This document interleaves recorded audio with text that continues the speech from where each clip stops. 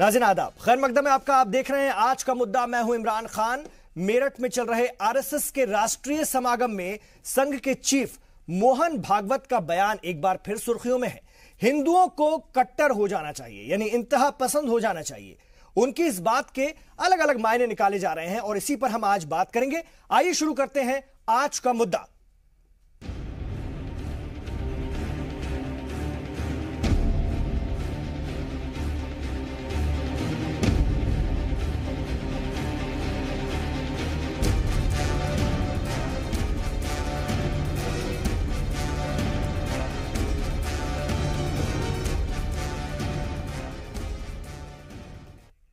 तो क्या भागवत के फॉर्मूले पर आगे बढ़ेगा मुल्क? जी हां, हिंदुओं को कट्टर हो जाना चाहिए, यानी इंतहा पसंदी की जानिब बढ़ जाना चाहिए।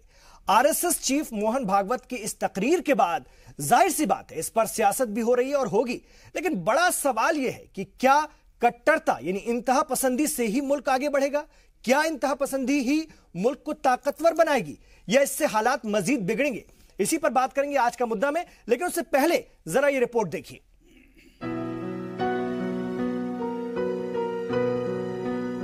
पूरी दुनिया में हिंदुस्तान अपनी सकाफत, अपनी रवायत, अपनी हमआहंगी और यकजहती के लिए जाना जाता है।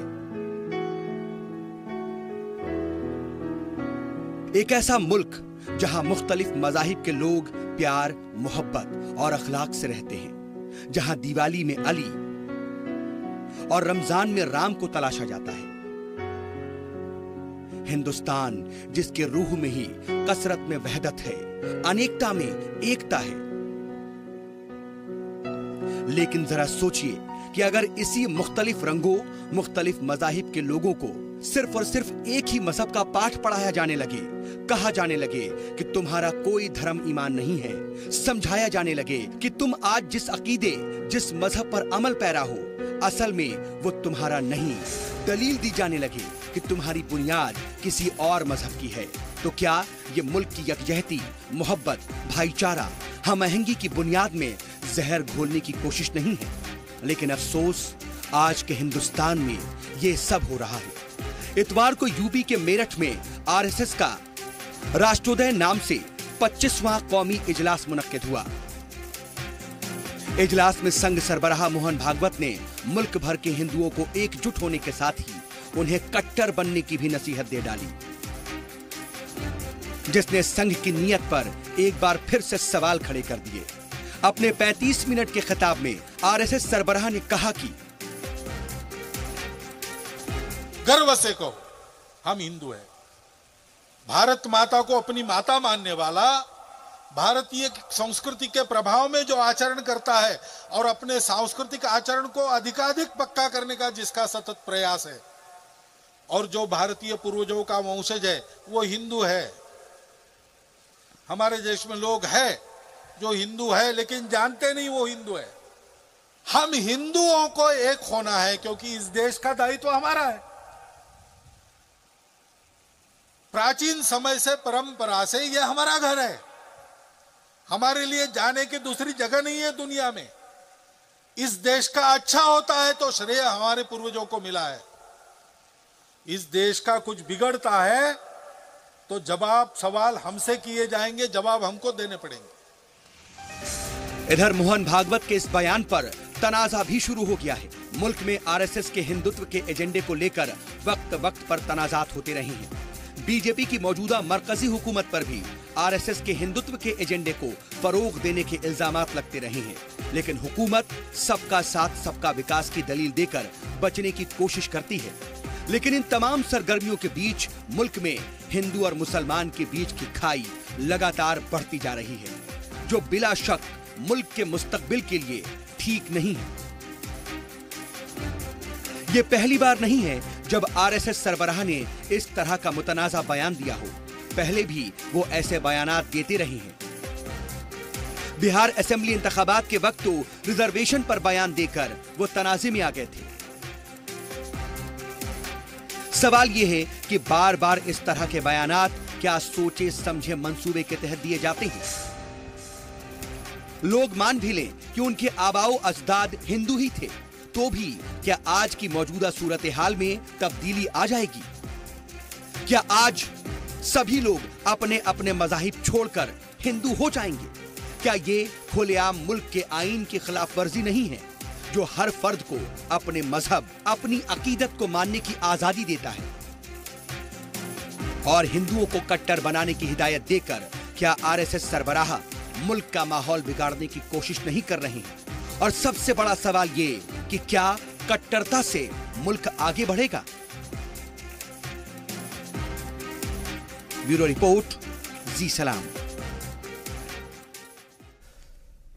तो हिंदुओं को कट्टर यानी इंतहा पसंद हो जाना चाहिए, लेकिन बड़ा सवाल यही है कि क्या इंतहा पसंद ही वाहिद रास्ता है मुल्क को आगे बढ़ाने का, मुल्क को एक रखने का, मुल्क की ताकत बढ़ाने का? इस पर हम बात करने की कोशिश करते हैं और उनके कहने का मतलब क्या है, क्योंकि उसमें आगे वो कई और बातें भी जोड़ते हैं कि सच्चाई के लिए, रवादारी के लिए हमें इंतहा पसंद होना होगा। लेकिन क्या सिर्फ यही है या फिर इसके पीछे कोई और बात छिपी हुई है जो वो कहना चाहते हैं अपने लोगों से, आरएसएस के लोगों को से, या जो इस विचारधारा को आगे बढ़ा रहे हैं या जो इसको फॉलो करते हैं? इस पर हम बात करेंगे। और मेरे साथ जो खास मेहमान आइए उनका तारुफ मैं आपसे करा दूं।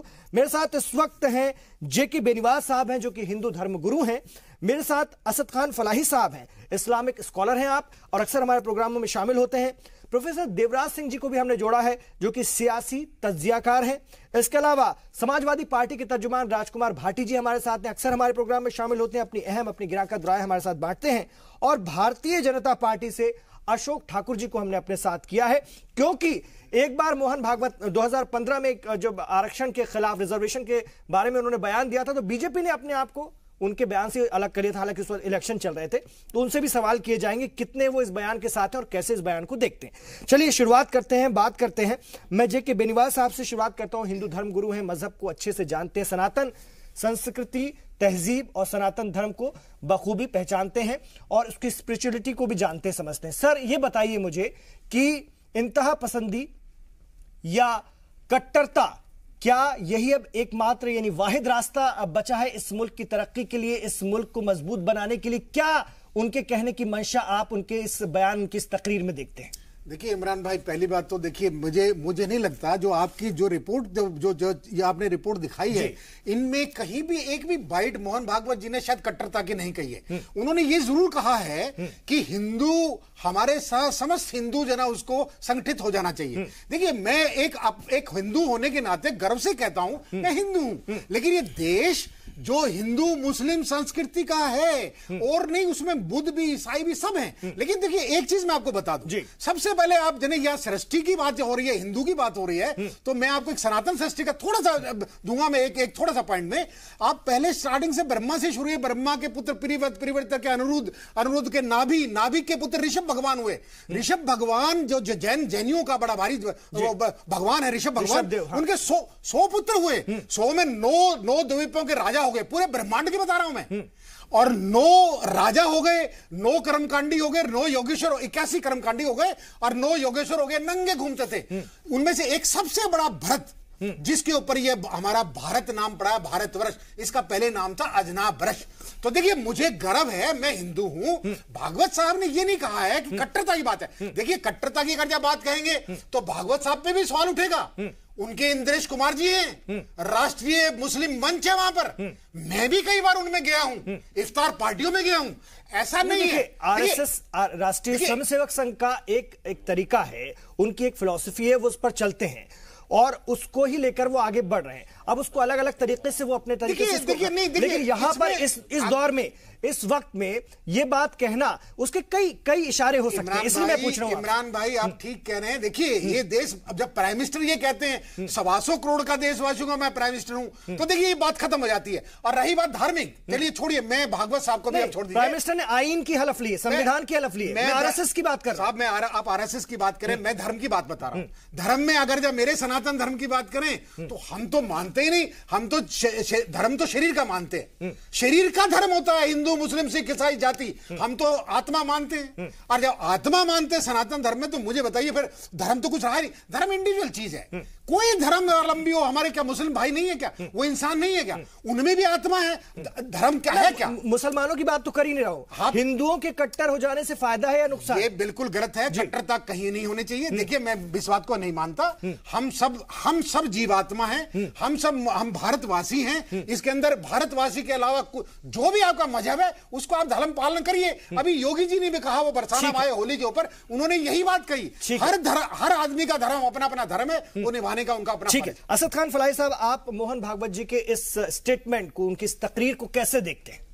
देखिए इमरान साहब, मैं आपको सबसे पहले वाज़ेह कर दूं ये बात कि मोहन भागवत जी का या इससे पहले जो भी संघ के जो लोग अध्यक्ष रहे हैं, प्रमुख रहे हैं, उनके स्टेटमेंट लगातार इसी तरह आए हैं। इसमें कोई ताज्जुब की बात नहीं है, कोई विचित्र होने की बात नहीं है कि आज पहली बार उन्होंने एक आउट ऑफ द वे जाके या अगेंस्ट द कॉन्स्टिट्यूशन जाके या अगेंस्ट द भारतीय संस्कृति के विरुद्ध जाके उन्होंने कोई नया बयान दिया हो। ये इस तरह के बयान इनकी एक पुरानी वो रही है, कह लीजिए इनकी प्रवृत्ति रही है, जिसपे इन्होंने हमेशा इस तरह के बयान देते रहे हैं जी।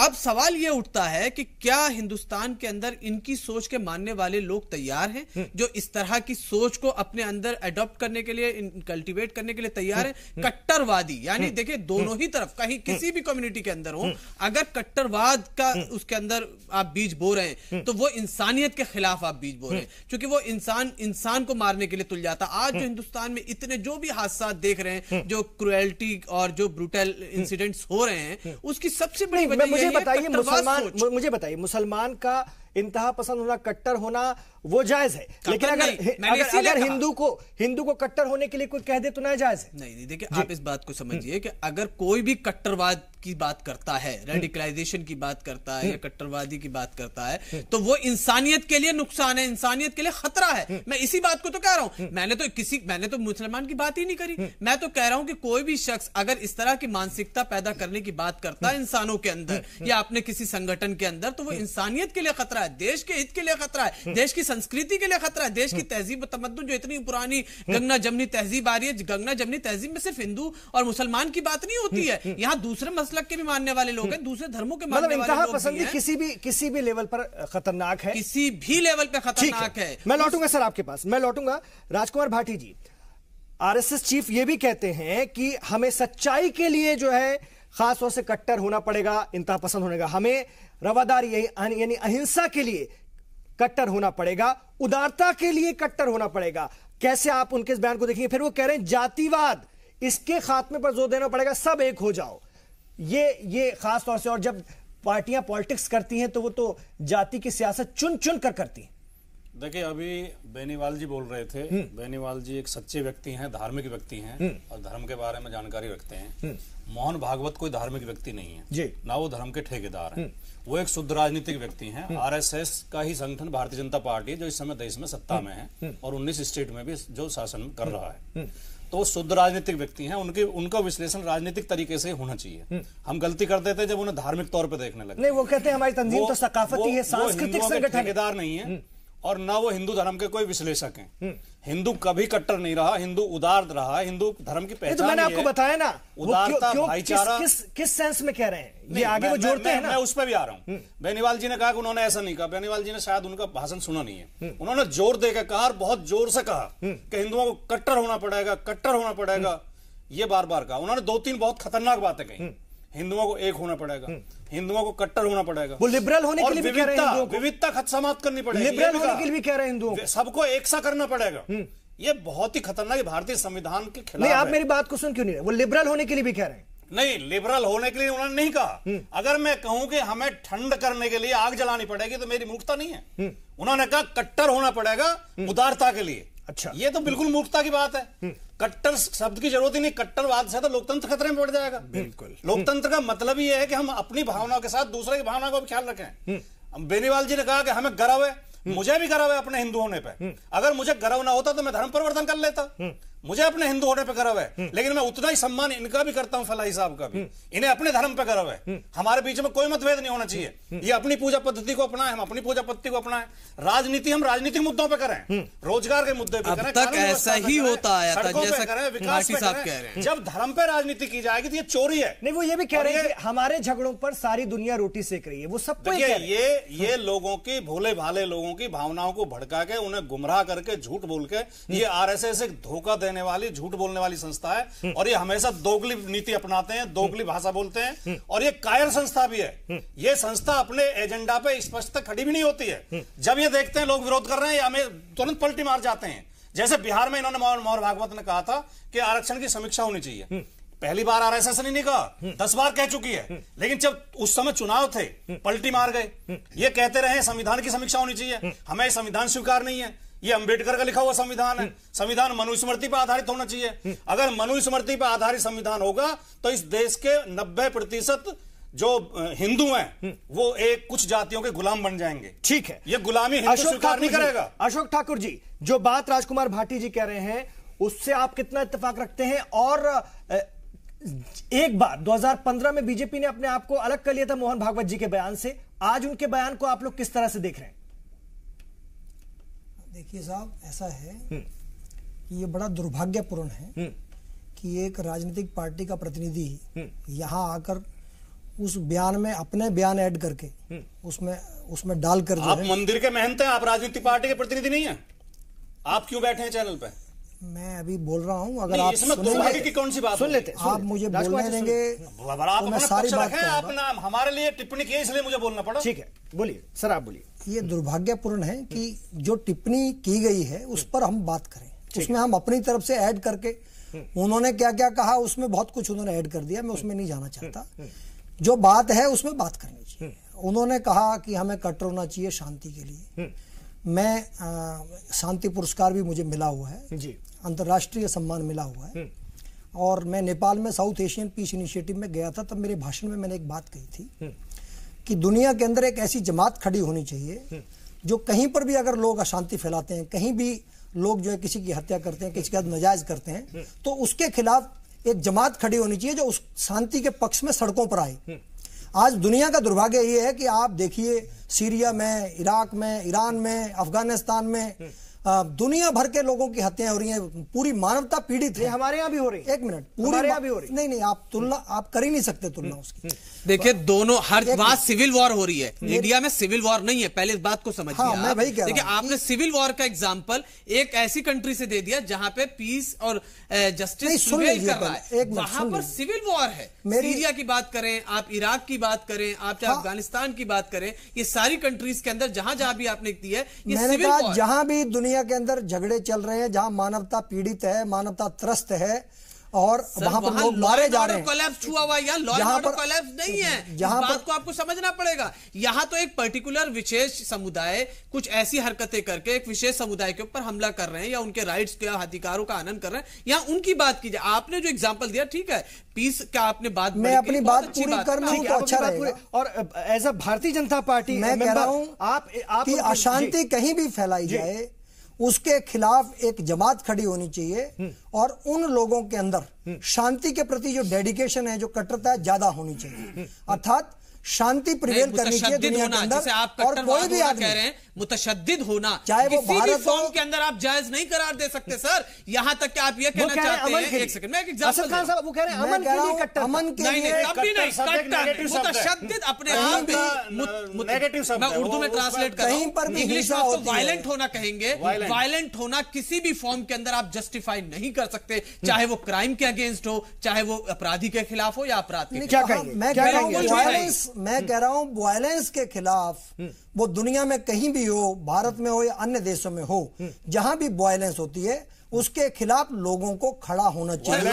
अगर इस बात का कट्टरवाद पे बात की, कट्टरवादी होना किस एंगल से आप जस्टिफाई कर रहे हैं? मैं खुद कह रहा हूं कि हमको इस बात के लिए कट्टर होना चाहिए कि दुनिया में शांति होनी चाहिए, किसी को दूसरे के अधिकारों का हनन करने का, उसकी हत्या करने का राइट नहीं देना चाहिए। और उसके खिलाफ अगर समाज खड़ा होता है तो उसको पूरी ताकत के साथ खड़ा होना चाहिए। यहाँ पर वो ताकत सबको कट्टरता से संबोधित किया गया है। साहब ने कहा कि कोई हिंसा करता है, कोई हत्या करता है, उसके खिलाफ खड़ा होना चाहिए। बिल्कुल। दादरी में अखलाक की हत्या हुई, क्या आरएसएस उसके खिलाफ खड़ी हुई? पहलू खान की हत्या हुई, क्या उसके खिलाफ आरएसएस खड़ी हुई? क्या जवाब दीजिए। ऐसी घटनाओं में आप खड़े होते हैं? अशोक जी जवाब दीजिए। वहां राजस्थान में उसको मार दिया गया एक बंगाली मजदूर को, बस ऐसा है, जला दिया गया, आप खड़े हुए। जब अखलाक की हत्या की गई तो वहां पर समाजवादी पार्टी की सरकार थी और ये समाजवादी पार्टी की जिम्मेदारी थी लॉ एंड ऑर्डर जो है, और अपने फेलर को छुपाने के लिए हरियाणा में तो आपकी सरकार थी, क्या वहां आप खड़े हुए? उसको तुरंत गिरफ्तार किया गया और वो जेल में है। आरएसएस का क्या रोल रहा? सरकार का काम, उसके खिलाफ एक शब्द बोला? सरकार जो है वो हर आदमी के साथ खड़ी नहीं रह सकती। अगर कोई हिंसा होती है, हत्या होती है, उसके बाद कार्रवाई, अगर वो कार्रवाई तत्पर की गई और उन लोगों को गिरफ्तार कर लिया गया तो किसी को उसके बाद प्रश्न चिन्ह उठाने का अधिकार नहीं। कानून के दायरे में, संविधान के दायरे में कार्रवाई हुई है और इस बात को डाइवर्ट करना, इस बात को बार बार जोड़ना, ये निहायत गलत है। पे बात आए तो उज्र पेश कर दें और दूसरों को नसीहत पेश कर दें। और जहां तक देवराज सिंह जी, मैं लौट रहा हूं सर, आपके पास भी लौट रहा हूं। देवराज सिंह जी, कैसे देखेंगे मोहन भागवत जी के इस बयान को और जो बातें अभी यहां पर हुई, आप उसको कैसे लेकर चल रहे हैं? देखिए, मोहन भागवत जी जो बात कह रहे हैं, उनका मकसद ये है कि हिंदू जो समाज में जितनी भी जातियां हैं, वहाँ ये जो मुद्दा है, हिंदू कट्टरतावाद का जो धार्मिक प्रवृत्ति में जो भेदभाव था उसके प्रति नहीं है। इनका मकसद यहाँ पर जो है सभी जातियों में, जो हिंदू समाज की जितनी भी जातियां हैं, उनमें सामाजिक समरसता लाना है। और कट्टरता लफ्ज तो नेगेटिव सेंस में जाता है। वो बता रहे हैं कि नेगेटिव बात है, इसके लिए और भी लफ्ज हो सकते हैं, लेकिन इसको जोर देकर बार बार कहना, क्या कोई छुपा हुआ मैसेज है क्या? दूसरा मैं ये कह रहा हूँ कि जो आरएसएस का अगर यहाँ कोई स्पोक्स पर्सन होते तो ज्यादा अच्छी तरह से समझते हैं कि क्या क्या काम करता है आरएसएस। तो उसके बारे में हो सकता है बहुत से लोगों को जानकारी ना हो, तो उस लिहाज से अब जो काम ये चल रहे, बहुत सारे क्षेत्रों में काम करता है, आदिवासी क्षेत्रों में करता है, ट्राइबल्स एरिया में करता है, शिक्षा के क्षेत्र में, बहुत सारे क्षेत्र हैं, अल्पसंख्यकों में। और जो जहां तक ये बात आ रही है, इसमें हमें ये देखना है कि मैं पॉलिटिकल एनालिस्ट होने के नाते कुछ जो समाज है इसे कैसे यूनाइट किया जाए, संगठित किया जाए। और इस कड़ी में आप जो देखेंगे कि ये बदलाव आया है 2014 में जब चुनाव हुआ था, तो उसमें जो वोट परसेंटेज, मैं CSDS के आंकड़े दे रहा हूं, उसमें उन्होंने जो मुस्लिम वोट है वो भी लगभग 8% वोट बीजेपी को गया था। उसी तरह से यादव वोट है तो 9.8% गया था, बीजेपी को गया था। उसी तरह से जाटव वोट है वो भी 8% के 9% के लगभग गया था। तो इस तरह से बीजेपी का संघ का जो काम है ये है कि समाज को, हिंदू समाज को कैसे हम संगठित करें। एक जगह ये बटा रहता है इधर से उधर, और इससे फिर जहां तक ये बात आ रही थी कि रेस्पॉन्सिबिलिटी हम ही लोगों की आएगी, कहीं पर कोई उंगली उठती, भारत में कुछ होता है तो हिंदुओं पर ही आएगी, क्योंकि ये उनका जो स्वाभाविक है कि हिंदू उस तरह से 80% के लगभग जो जनसंख्या है उसे वो उस लिहाज में लेके चलते कि जिम्मेदारी उनकी बनती है। तो इसमें जो यहाँ पर जो डिबेट चल रहा है उसे यहाँ पर हम धार्मिक कट्टरता, ब्राह्मणवाद, उस तरह की विचार यहाँ पर नहीं। ठीक है, लेकिन बड़ा सवाल, ठीक है मैं लौटूंगा आपके पास, पर बड़ा सवाल ये भी ना कि लोग उसको उस ढंग से ले रहे हैं कि नहीं, उनकी इस बात को उस ढंग से समझे भी, तो ये भी एक बहुत बड़ी बात है, क्योंकि समझने वालों के अपने अपने दिमाग होते हैं, विचार को लेने का तरीका अलग-अलग है। समझने वाले ठीक समझ रहे हैं, कुछ लोग जानबूझकर नहीं समझना चाहते। ठीक है, मैं लौटूंगा सर आपके पास, एक छोटा सा वक्फा ब्रेक यहाँ पर हम ले रहे हैं, लौट रहे हैं इस अहम बहस में। आप बने रहिएगा हमारे साथ, बहुत अहम बहस है, इसको और जाने समझने की कोशिश करेंगे और इसके पीछे जो छिपे हुए मैसेज है वो भी पकड़ने की कोशिश करते हैं कि ऐसा कुछ है क्या। आप देखते रहिए जी सलाम।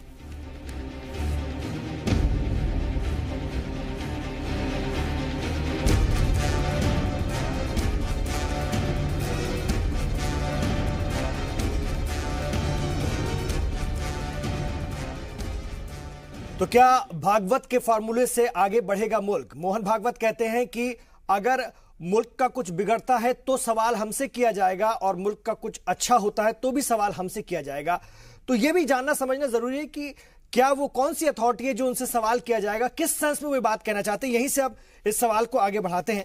बेनीवाल जी, जब वो कहते हैं कि हमसे सवाल किया जाएगा, आपने सुना, बयान सुना, और भी बहुत सी बातें उन्होंने कही, उनसे किस सेंस में सवाल किया जाएगा, वो कौन सी अथॉरिटी है क्या? देखिए इमरान भाई, सबसे बड़ी बात यह है, देखिए अभी भाटी जी ने भी कहा कि अच्छी बात कही, उन्होंने कहा हम भी हिंदू हैं। देखिए इस देश में रहने वाला, मैं देश की भी आप देश में बाद में लाना, मैं पूरे ब्रह्मांड की बात कर रहा हूं। मुझे बताइए हिंदुइज्म, पहले समझना होगा हिंदुइज्म है क्या। अब ये आप जानते नहीं हिंदुइज्म क्या शब्द है तो उसको आगे कैसे बढ़ाएंगे। हिंदुइज्म का मतलब आपको मैं बता दूं, आप इस मेरी बाइट को नोट करके रख लेना, बहुत बहुत आपको काम आएगी।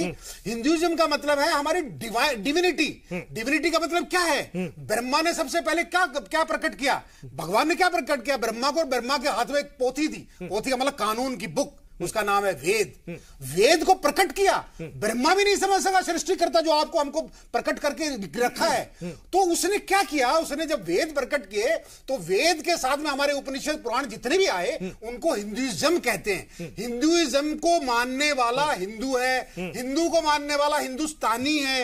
हिंदुस्तान में रहने वाले अगर जाए कि संगठन आरएसएस है ये काम कर रहा, मैं जैसे भाटी जी ने बोला वो कोई धार्मिक आदमी नहीं है, ठीक है वो धार्मिक आदमी नहीं है, वो अपने अपने धर्म की बात कर रहे हैं, कहां कट्टरता की बात कर रहे हैं ये मैं देखिए मैं उसमें राजनीति में नहीं जाऊंगा, मैं केवल आपको धार्मिक पहलू बता रहा हूं। आध्यात्मिक पहलू समझ लीजिए आप, आध्यात्मिक पहलू यही है कि हम एक ही वंशज की औलाद हैं।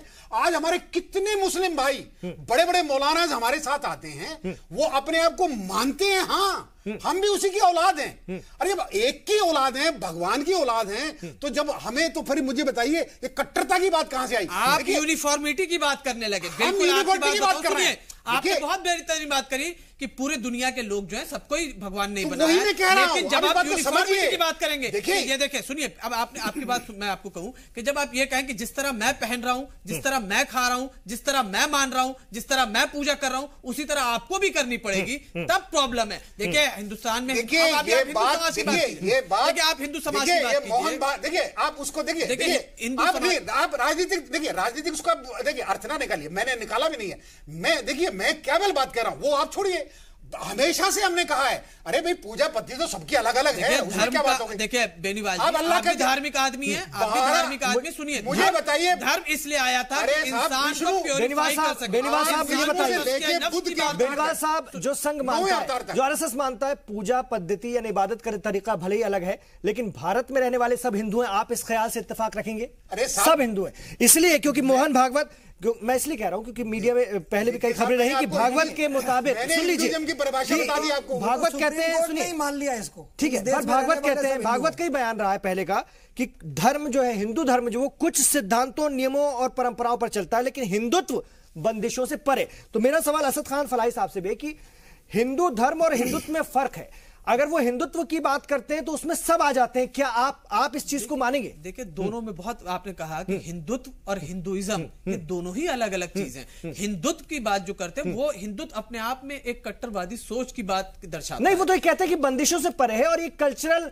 वो है, सब इसको फॉलो करते हैं। देखिए हिंदुइज्म मजहबी अकीदे अलग चीज। आपको बताऊं कि चीजों को हॉलिस्टिक अप्रोच के साथ लेना चाहिए, इंक्लूसिव लेना चाहिए। हिंदुइज्म बहुत इंक्लूसिव है, वो दुनिया हिंदुस्तान की तमाम तरह की तहजीबों को, तमाम तरह के धार्मिक चाहे मानने वालों को अपने अंदर समो लेता है। इसीलिए हिंदुइज्म बहुत वसी है। जैसा भी अभी बेनीवाल जी बता रहे थे, मैं आपको बताऊं कि हिंदुस्तान के अंदर हिंदुइज्म की तारीख बहुत पुरानी है। ये आरएसएस कहता है कि भारत में रहने वाले सारे लोग हिंदू हैं, भले उनकी इबादत का तरीका दूसरा, आप मानेंगे इस बात को? अंदर हिंदू वर्ड ही नहीं है। देखिए कमाल, देखिए वेद के अंदर पढ़िए, ग्रंथ में नहीं है, किसी भी धर्म ग्रंथ के अंदर हिंदू वर्ड ही नहीं है। सनातन धर्म का शब्द यूज हुआ है। सनातन का मतलब यह है कि हिंदुस्तान के अंदर जितनी भी तहजीब है वो सबके सब सनातन धर्म के अंदर। ये तो आप मानेंगे, चाहे वो मुसलमान भी हो, उनका इबादत का तरीका दूसरा, लेकिन सनातनी तो है। बिल्कुल। आपको मैं बताऊं, अगर आप अभी मैं अगर गल्फ में जाता हूं तो लोग मुझे हिंदी बोल के बुलाते हैं कि हादा हिंदी, यानी ये हिंदुस्तान का रहने वाला है। पूरी दुनिया में हम हिंदी के ही नाम से जाने जाते हैं। लेकिन आप हिंदुइज्म की जो बात करते हैं या हिंदुत्व की जो बात करते हैं, वो दोनों में अलग अलग वैचारिक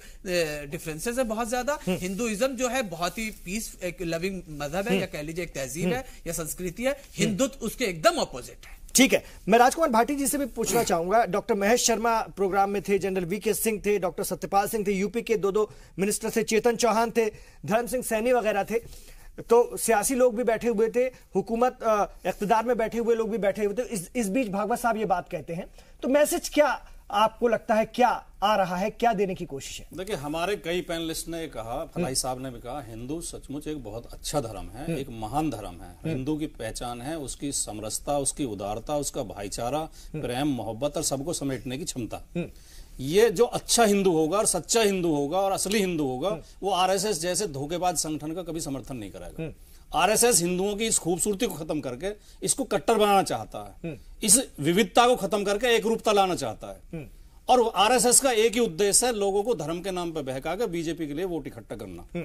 इनके कार्यकर्ता बीजेपी के बूथों पे काम करते हैं, बीजेपी का प्रचार करते हैं चुनाव में, और ये अफवाह फैला के, झूठ फैला के, आपस में लड़ा के, लोगों को दंगे करा के केवल बीजेपी को वोट बैंक बनाने का काम करते हैं।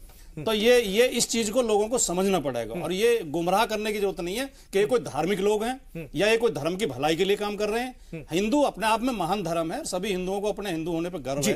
और जहां तक जाति की बात है, क्योंकि मैं एक बात और बता दूं, 10 सेकंड और ले लूं आप। जाति की बात उठी, खासतौर से डॉक्टर देवराज जी ने कहा कि जातियों को मिलाना चाहते हैं। मैं कल की घटना बताता हूं। कासगंज में एक गांव है निजामपुर, वहां एक दलित लड़की की बारात आनी है, जाटव लड़की की। वह गांव के लोगों ने इकट्ठा होकर कह दिया बारात नहीं चढ़ने दी जाएगी। वो दूल्हा पहली बार घोड़े पर चढ़ के बारात चढ़ाना चाहता है। उसने डीएम से मदद मांगी, प्रशासन से, तो पुलिस ने रिपोर्ट लगा के भेज दी कि इस समाज की बारात चढ़ने की कोई परंपरा नहीं रही है और अगर इनकी बारात चढ़ती है तो शांति भंग का खतरा है। इस पर आरएसएस खड़ी क्यों नहीं होती? अगर सबको हिंदू मानते हो, जवाब दीजिए। दलित बेटी के साथ आप खड़े क्यों नहीं होते? जवाब दीजिए। अशोक जी, उसकी बारात चढ़ने की व्यवस्था क्यों नहीं करती? भारतीय जनता पार्टी की उत्तर प्रदेश में सरकार है, जिस जाति व्यवस्था को खत्म करने की बात स्टेट से संघ चीफ कहते हैं, वहां पर सरकार सुरक्षा यानी हिफाजत फराहम नहीं करा पा रही है एक लड़की को, एक उसके कुनबे को जो शादी करने जा रही है। मैं पहले हमारे मित्र का एक जवाब दे दूं कि पहले तो हमको ये समझना चाहिए कि राष्ट्रीय स्वयंसेवक संघ जो है एक सामाजिक और सांस्कृतिक संगठन है। ठीक है, उसका कोई राजनीतिक लेन देन नहीं है। और जैसा इन्होंने कहा कि संघ के कार्यकर्ता भाजपा के लिए काम करते हैं, ये भी गलत स्टेटमेंट है। संघ के कार्यकर्ता अपनी योजना से कोई काम करते हैं, वो अलग विषय है। भाजपा के लिए कोई संघ का कार्यकर्ता काम नहीं करता। एक बात ही अपने संघ का कार्यकर्ता शाखा लगाता है, शाखा के अंदर जो उनके रोज के नित्य कर्म है उसको करता है, लेकिन किसी राजनीतिक गतिविधि में भाग नहीं लेता है प्रत्यक्ष रूप से। दूसरा मेरा कहना यह है कि लेकिन भारतीय जनता पार्टी में लोग संघ से निकलकर आते हैं। जहां तक सामाजिक समरसता की संघ बात से है, निकलकर भाजपा में लोग आते हैं। जहां तक सामाजिक समरसता की बात है, गांधी जी ने इस देश के अंदर संघ की शाखा में जाकर, संघ के कार्यक्रम में जाकर पहली बार इस बात को महसूस किया कि जिस हरिजन के लिए वो पूरे जीवन लड़ते रहे, उसके लिए वो लड़ाई वो नहीं लड़ पाए जो संघ ने बिना कुछ कहे कर दी। अर्थात संघ की शाखा में चाहे किसी जाति का व्यक्ति हो, उसके नाम के साथ जी लगाया जाता है। अशोक जी, प्रमोद जी, एक मिनट, उसकी जाति का आइडेंटिफिकेशन नहीं होता है। और सभी लोग एक मिनट, इससे जो लोग परेशान हो रहे हैं, प्रताड़ित हो रहे हैं, उन पे क्या असर पड़ेगा? कोई असर पड़ रहा है? मेरी बात सुनिए। और संघ की शाखा के अंदर बिना किसी आइडेंटिफिकेशन के सभी लोग साथ बैठकर भोजन करते हैं। और जो कांग्रेस ने और इस देश के अन्य सामाजिक जो राजनीतिक पार्टियों के लोग थे, वो दलितों का नाम ले लेकर उनको आइडेंटिफाई कर करके, उनको अलग खड़ा करके, उत्तर प्रदेश में एक लड़की को क्यों नहीं हिफाजत फराहम की जा रही है, ये बताइए। पुलिस ने ऐसा नोटिफिकेशन क्यों भेजा वापस? एक मिनट सुनिए। वो बिना किसी आइडेंटिफिकेशन के स्वाभाविक रूप से उनको, क्योंकि वो दलित को आइडेंटिफाई करके अलग खड़ा करके आप उसका क्या भला कर सकते हैं? उसको स्वाभाविक रूप से उसका अधिकार मिले। ये काम अगर किसी ने इस देश के अंदर दलित समाज के साथ किया है तो संघ ने किया बिना क्रेडिट लिए, बिना क्रेडिट। दलित को संघ का एक बात मेरा सवाल राजकुमार भाटी जी से भी। राजकुमार भाटी जी, क्योंकि आपने सवाल उठाया है, समाजवादी पार्टी के राज में कितने दलित दूल्हे घोड़ी चढ़ गए, ये भी जरा बता दीजिए। हमारे राज में अगर किसी व्यक्ति ने ये मदद मांगी होगी कि मेरी बारात नहीं चढ़ने दी जा रही है, उसको मदद दी गई होगी। मैं दावा करता हूं किसी को ये कहकर लौटाया नहीं गया होगा कि आपकी बारात क्योंकि 5 साल तक ये खबरें आपके दौर में भी पढ़ी जाती रही। समाजवादी पार्टी के शासनकाल में उत्तर प्रदेश के अंदर थानों पर समाजवादी पार्टी के गुंडों का कब्जा था। अब आप और वहां पर लगा रहे हैं, थानेदार नहीं होता था, समाजवादी पार्टी का नेता रहता था। हम अपने मुद्दे पर, और इन्होंने दलितों का इतना शोषण किया, इतना शोषण किया। आज ये मायावती के आगे घुटने टेक रहे हैं साथ आ जाए, लेकिन मायावती नहीं आ सकती है, क्योंकि दलितों का जितना उत्पीड़न समाजवादी पार्टी के समय में उत्तर प्रदेश के अंदर हुआ है। मेरा सवाल इधर-उधर घुमा रहे हैं। समाज का उदार अगर होता है तो 2 तरीके से होता है। एक तो जो भी मजहब के वहां मानने वाले लोग हैं वो उस पर अमल करते हुए दूसरों को अखलाकी बुनियादी तौर बताएं कि अखलाकियात क्या है, समाजियात क्या है, मसावात क्या है, अदल क्या है। जब तक ये चीजें, देखिए कोई भी समाज जो सोसाइटी है, जब तक पीस एंड जस्टिस वहां नहीं होगा वो एक आइडियल सोसाइटी नहीं कहलाई जा सकती। इस आइडियल सोसाइटी को बनाने के लिए जिस तरह धर्म का एक रोल होता है, उसी तरह वहां की जो सरकार होती है, जो हुकूमत होती है, उसका अहम रोल होता है, ताकि देखिए पीस को कायम करने के लिए दोनों ही चीजों की जरूरत होती है। बिना ताकत के आप पीस कायम नहीं कर सकते, स्टैब्लिश नहीं कर सकते। इस वक्त देखिए जो भी हो रहा है इस वक्त समाज के अंदर, जो भी डिस्पैरिटी है, खास करके हमारे यहाँ कास्टिज्म की बहुत ज्यादा हादसात हमारे को आए दिन देखने को मिलते हैं, उसकी रोकथाम के लिए या उसको रोकने के लिए सरकार को जरूरी इकदाम उठाने की जरूरत है कि किस तरह से सरकार इन नहीं, सरकार तो अपना काम करी और वो कह रहे हैं ना कि संघ का बीजेपी से कोई लेना देना नहीं। इसमें जब संघ अपने तरफ से कोशिश करता है तब भी आप लोग आपने सुना ही नहीं, इस बात का कोई विश्वास करेगा संघ बीजेपी से नहीं? सुनिए, संघ क्लेम करती है कि हम समाज में, समाज के अंदर मसावात की बात करते हैं, इक्वालिटी की बात करते हैं। अगर आप इक्वालिटी की बात कर रहे हैं तो जब भी इस तरह की इनइक्वालिटीज और इनजस्टिस और अन्याय की बात होगी तो संघ को आगे आके उसका खंडन करना चाहिए। मैं कह रहा हूं बिल्कुल। देखिए आप क्योंकि दावा करते हैं, या तो आप दावा ना करें कि हम समाज के अंदर नहीं, दावा नहीं करते हैं हम, ना हम क्रेडिट लेते हैं, संघ काम करके दिखाता है। तो और दलित समाज के लिए अभी किया आपने बिना क्रेडिट लिए अभी एक जिंदा लड़की को उनको सम्मान देने का काम अगर किसी ने इस देश के अंदर किया है तो राष्ट्रीय स्वयंसेवक संघ ने किया है। देखिए आपने उसको कांग्रेस ने उनको समाज से अलग थलग किया। और आज ये जो सारी बातें आ रही हैं, अशोक आज रोहित वेमुला का केस, रोहित वेमुला दलित नहीं था, उसको दलित बनाया गया।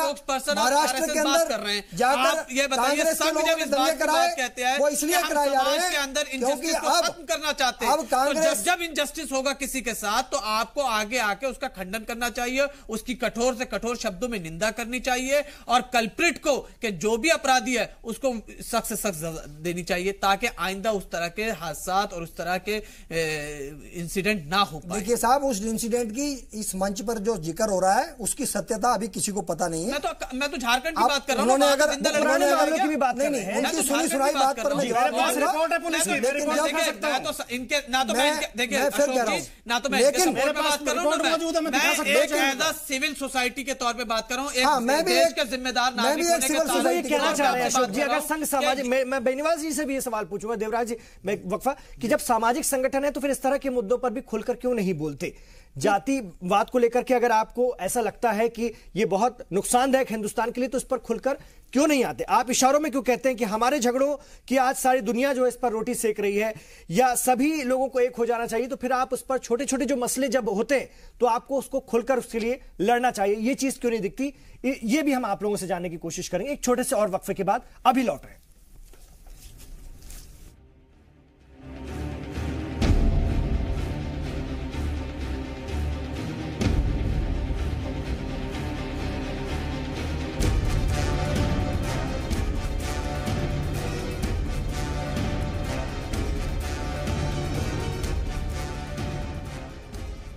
हम बात कर रहे हैं संघ के चीफ मोहन राव भागवत जी के बयान की, उनकी इस तकरीर की जो उन्होंने कहा है हिंदुओं के लिए कि हिंदुओं को अब कट्टर होना पड़ेगा, उस पर हम बात कर रहे हैं। उनके इस बयान को कैसे लिया जा रहा है, उसके क्या मायने हैं, और भी हम उस तरफ जाने की कोशिश कर रहे हैं कि बहुत सारी बातों पर फिर संघ ऐतराज क्यों नहीं करता जिनकी बात मोहन भागवत स्टेज से कहते हैं।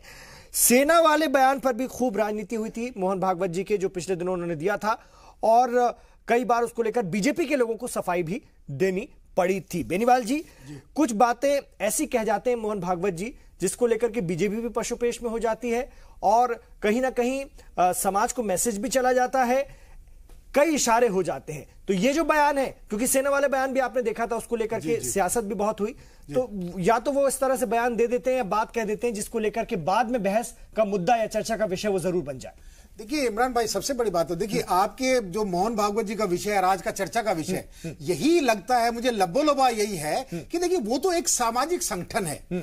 मैं उसके बारे में बहुत कुछ नहीं कहूंगा, लेकिन जितना मैं जानता हूं, जितना मुझे मेरी अपनी पर्सनल नॉलेज है, उस हिसाब से ये है, देखिए एक राष्ट्रीय स्वयं सेवक संघ है, उसने एक देश के लिए, चाहे वो आपदा नेपाल में आई हो, चाहे वो गुजरात में भूकंप आया हो, चाहे कहीं भी आया हो, हमने बचपन से देखा है, मैं 65 साल का हो गया हूं, मैंने 65 साल में देखा है जहां जहां हमारे देश में आपदा आई है आरएसएस ने काम किया है। ये आरएसएस की अकेली नहीं कह रहा हूं, हमारे देश में और भी संगठन है जिनमें हर मजहब के लोग हैं, वो भी हमारे साथ काम कर रहे हैं। ठीक है, आजादी के समय भी जब वो कहते हैं कि हिंदुओं कट्टर हो जाओ, जब वो कहते हैं कि हिंदुओं कट्टर हो जाओ, कितने अच्छे तो काम किए हैं, क्या नहीं, क्या नुकसान नहीं होगा? दूसरी कम्युनिटी में आज विषय क्या है, आज क्या कट्टरवाद होना देश हित में है या नहीं, ये बताइए। मैं मौलाना साहब, सवाल है मौलाना साहब, मैं आपका इसका सवाल का, कट्टरवाद होना देश हित में है या नहीं? कट्टरवाद को कोई भी नहीं इसको अलाउ करेगा, चाहे हिंदू हो मुसलमान हो, लेकिन यहां दूसरी बात हो रही है, है। बात यहाँ क्या हो रही है कि वो उनका मैसेज कहने का मतलब हम देश के तमाम हिंदू भी, भाई हिंदू भी हमारे बिखर रहे हैं ना। हिंदू में 80 जाति हो गई। देखिए अगर जब मैं धर्म की बात करूंगा तो आप छोड़ दीजिए, हमारे धर्म में तो पहला क्वेश्चन ये कहता भगवान से, उद्धव ने, प्रभु सबसे मूर्ख कौन है, सबसे बड़ा मूर्ख कौन है? तो मूर्ख की परिभाषा भगवान ने बताई थी। अब जो अपने आप को देह समझता वो मूर्ख है, आत्मा नहीं समझता। आप छोड़िए, मैं उस धर्म के बारे में जाऊंगा, वो छोड़िए बात, धर्म का प्रवचन अलग करेंगे। लेकिन आज का जो नहीं, आज का जो मुद्दा है, आज का मुद्दा ये है कि भागवत साहब का मैं जो समझाऊं लबोलब ये है कि हम देश के नागरिक, बाहर का अगर जब विदेशी कोई हमला हमारे पर होता है या देश को बाहर से खतरा होता है तो हम सब लोग इकट्ठा हो जाएं, चाहे भले उसमें हिंदू हो, मुसलमान हो, कोई हो। पूजा पत्ती चीज अलग है देवराज जी, वो हजारों हमारे पूजा पत्ती प्रोफेसर देवराज जी, यही सेंस था, यही मंशा थी क्या? देखिए यहाँ पर जो मंशा है, उन्होंने ये कहा है कि हमें एकजुटता बनाने के लिए कट्टर होना होगा। हम जो अब तक बटे हुए हैं, जो समाज में बुराइयों के रूप में, उन बुराइयों को दूर करना है और एकजुट होकर हमें आगे बढ़ना है। और उन्होंने ये कहा है कि जो भारत में अपने भारत को अपने माँ की तरह देखता है, जो भारत राष्ट्र के प्रति अपने को समर्पित है, वो हिंदू है। उनका कहने का मतलब यहाँ पर ये है। और एक और चीज मैं यहाँ बता रहा था कि हिंदुत्व की जहाँ बात आ रही थी, हिंदुत्व का जो मीनिंग है वो सुप्रीम कोर्ट ने क्लियर किया था कि हिंदुत्व है क्या। सुप्रीम कोर्ट ने कहा था कि हिंदुत्व कोई धर्म नहीं है, न कोई उस तरह का विचार है।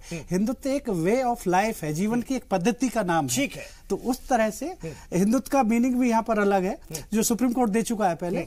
और यहाँ पर मैं जो बात कर रहा था कि आरएसएस एक सामाजिक और सांस्कृतिक संगठन है, राजनीतिक इसका इनडायरेक्टली कुछ हो सकता है जो आता हो। जब इतनी अच्छी बातें हैं, जब इतना साफ है चीजें, तो क्यों खौफजदा आप होते हैं या क्यों एतराज करते हैं? मैं यहाँ पे आपके चैनल के माध्यम से कहना चाहूंगा कि बेंजामिन फ्रैंकलिन की ऑटोबायोग्राफी है। उसने अपनी ऑटोबायोग्राफी लिखी जब उसने अमेरिका के फाउंडर है, फ्रीडम फाइटर, और अमेरिका को आजाद कराया था जब उन्होंने, तो उन्होंने इसी के लिए, देश के लिए उन्होंने कुछ कहा था कि कुछ कॉमन ट्रेट्स होती हैं जिससे वो नेशन ग्रेट बनता है और वो कॉम ग्रेट बनती है।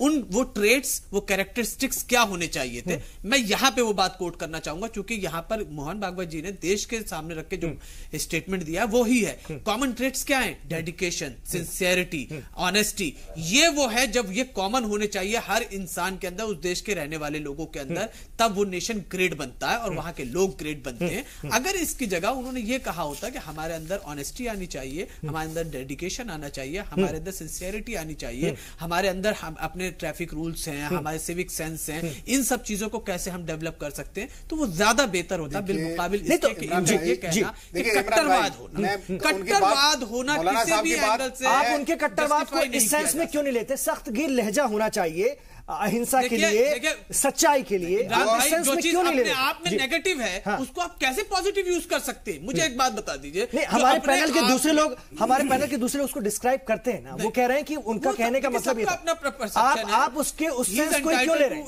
आप उनके उस सेंस को क्यों ले रहे हैं? आप मौलाना साहब से मैं एक छोटा सा सवाल पूछूंगा, मुझे बताइए। नहीं, उन्होंने अभी कोट किया अमेरिका के एक फिलोसफर का, नहीं उन्होंने क्या कोट किया, मैं मान, अरे अमेरिका 300 साल 400 साल पहले कल पैदा हुआ है, ये देश सनातन है। सनातन का मतलब समझते क्या होता है? इटर्नल, अंग्रेजी में स्टैंड कर रहे हैं। नहीं मैं बता रहा हूं, स्टैंड कर रहे हैं। मुझे एक बात बता दीजिए, हमारे अंदर सुनिए, हमारे अंदर सिंसियरिटी सुन लीजिए, फिर आप उसका एनालिसिस करिए। नाम की चीज है, हम कितने सनातन का मतलब क्या है? हमारा सनातन धर्म है। अभी हिंदुइज्म की बारे में बात हो रही है। सनातन धर्म का मतलब को सामने रख के इटर्नल का मतलब क्या है? वो धार्मिक संस्था ही नहीं है। देखिए आप देखिए मोहन भागवत पे फिर ले जाओ, उसको संगठन, बात तो मोहन भागवत जी की होगी। मैं मोहन भागवत जी की बात कर रहा हूं, मैं केवल उसको कोट जो अमेरिकन कोट किया है मैं उसकी बात कह रहा हूं। अरे हमारा धर्म सनातन है। सनातन मीन्स इटर्नल। कब से? मतलब काल, मृत्यु भी बाद में आई है। सब जब हम इतने की बात कर रहे हैं, पहले तो आप इसको धर्म की बात जब कर रहे हैं, देखिए वहां धर्म की बात, चीजें अलग, हिंदुइज्म की बात हो रही है, हिंदू की बात हो रही है। ठीक है अशोक जी, ठीक है सर। अशोक जी, बहुत कम मेरे पास वक्त है, चलते चलते, क्या मोहन भागवत जी के बयान से खौफजदा होने की जरूरत है? बाकी कौमों को, बाकी लोगों को, उसमें हिंदू भी शामिल हो सकते हैं, क्योंकि कट्टरता जिस सेंस में अगर उसको महसूस किया जाता है, देखा जाता है हमारे यहां, वो तो ठीक नहीं, वो तो नेगेटिव जाता है। तो क्या हमें खौफजदा होने की जरूरत है? नहीं, जहां तक मोहन भागवत जी के बयान का सवाल है तो वो बड़ा स्पष्ट है कि वो शांति का आग्रह कर रहे हैं और एकता का आग्रह कर रहे हैं। और उसमें जब हिंदुत्व की बात करते हैं तो उसमें सभी धर्मों की बात, जो मुसलमान अपने आप को आइडेंटिफाई करते हैं और दूसरे अल्पसंख्यक अपने आप को आइडेंटिफाई करते हैं, वो भी उसमें आते हैं, क्योंकि वो उनका मानना उस हिंदुत्व का मानना वो उसी परिप्रेक्ष्य में। लेकिन अगर देश में, मेरा कहना यह, अगर देश में मुसलमानों को डरने की जरूरत है तो कांग्रेस से डरने की जरूरत है, क्योंकि कांग्रेस का पिछले वर्षों में पूरा ईसाईकरण हो गया है। और आप देखिए कि कांग्रेस के अंदर ऐसी परंपरा बन गई जिसको मंत्री बनना है पहले ईसाई बनकर आओ। और आज तो कांग्रेस के अंदर यह हाल है कि कांग्रेस के अंदर हिंदू नाम रख, ठीक है, आप सियासी बात करने लगे, हिंदू नाम रख के ईसाई सियासी बात कम करना चाह रहे थे हम। उनके अभी अमेरिका की बात करी, एक मिनट, और अमेरिका की जो बात, मेरे पास वक्त बिल्कुल नहीं, नहीं, अमेरिका की जो बात करी, माफी के साथ, वो हमको ध्यान देना चाहिए। अमेरिका भी ईसाइयत के लिए फंडिंग करता है और वो भी कट्टरता की बात करता है। चलिए, बहुत शुक्रिया आप तमाम मेहमानों का। सर मेरे पास वक्त नहीं है, अपने बहुत शुक्रिया इस चर्चा में हिस्सा लेने के लिए, इस चर्चा में हिस्सा लेने के लिए आपका बहुत बहुत शुक्रिया। तो मोहन भागवत जी के बयान को कई तरह से देखा जाएगा, कई तरह से इसको लेकर के बात होगी और बहुत सारे सेंस इसमें निकलते हैं जिस पर हमने बात की। आप उसको कौन से सेंस में लेकर चल रहे हैं ये देखने वाली बात है और सवाल यही रह जाता है कि क्या इस सेंस से मुल्क चलेगा। आप देखते रहिए जी सलाम।